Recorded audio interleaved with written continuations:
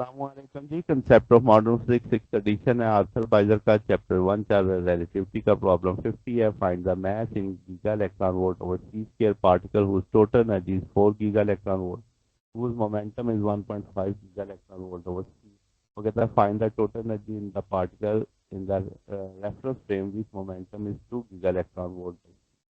अब हमें दिया क्या हुआ है, टोटल एनर्जी दी हुई है और मोमेंटम क्या हुआ है। ओके, तो हम जानते हैं रिलेटिविस्टिक एनर्जी का टूल होता है, यहाँ से हम स्केल को एक तरफ रख के बाकी फैक्टर दूसरी तरफ कर लेंगे।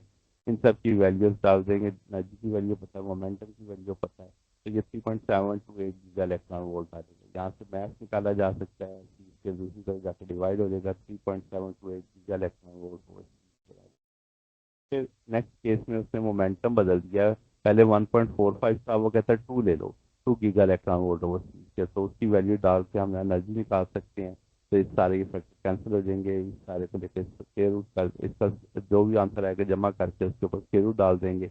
तो ये सॉल्व करेंगे तो 4.23 गीगा इलेक्ट्रॉन वोल्ट की एनर्जी आ जाएगी अगर मोमेंटम चेंज होता है।